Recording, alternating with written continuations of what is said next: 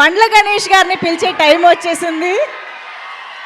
చాలా రోజుల తర్వాత ఒక మూవీ ఈవెంట్లో ఒక సెన్సేషనల్ స్పీచ్ ఇవ్వడానికి. అందరికీ నమస్కారం.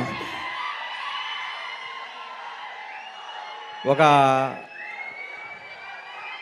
7-8 సంవత్సరాల తర్వాత నాకు కిక్కినిచ్చిన సినిమా ఈ లిటిల్ హార్ట్స్. భగవంతుడు సాక్షిగా చెప్తున్నాను, లిటిల్ హార్ట్స్ సినిమా ముందు ఈ అబ్బాయి పోస్టర్ కూడా నేను ఇప్పుడు చూడలేదు. ఈ అబ్బాయి ఇట్లా యూట్యూబ్ చెప్తుంటే మా అమ్మ నాన్న తిరుపతి తీసుకెళ్ళాలనుకుంటే నాకు పెద్ద టూరు, అట్లాంటి ఫారెన్ తీసుకెళ్ళడం కానీ ఆగిపోయాను.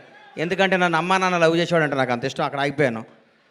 సినిమా ఇండస్ట్రీ కష్టాలు, కన్నీళ్ళు, బాధలు అన్నీ ప్రిపేర్ అయ్యి రావాలి. ఎవరో కొన్ని 100 కోట్లకు ఒక ఆయన ఉంటాడు, ఒక స్టార్ కామెడీ కొడుకుగా పుడతాడు, ఒక మెగాస్టార్గా బామ్మర్తిగా ఉంటాడు, ఒక ఐకాన్ స్టార్కి తండ్రిగా ఉంటాడు. అట్లా ఒక 100 కోట్ల కూడా ఉంటాడు. అందరూ అట్లా ఉండలేరు, మన అందరూ కష్టపడాల్సిందే తప్పదు. అట్లా ఎప్పుడు కాలు మీద కాలు వేసుకుంటాడు. ఆయన ఎవరికి అందుబాటులో ఉంటాడు, ఆయన ఎవరు అనుకుని ఆయన అందుబాటులోకి వెళ్తారు. అది జీవితం అంటే. అంత మహర్జాతకు నా జీవితంలో నేను చూడలేదు, ఇక చూడను కూడా. అంత అట్లా ఆయన జీవితాన్ని అంత అద్భుతంగా ప్లాన్ చేసుకుని అల్లు అరవింద్ గారు ఇక్కడ రావటం. విజయ్ దేవరకొండ, విజయ్ గురించి ఒక మాట చెప్పాలి. వీళ్ళ ఫాదరు నేను రూమ్మేట్స్ని.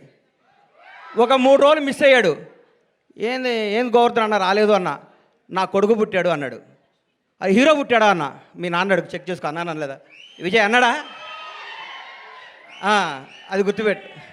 నా జీవితంతో నేను ఏదైనా అంటే అవుద్ది, నాకు అబక్కన అట్లా వస్తుంది. నేను అంత ఎమోషన్ పర్సన్ని.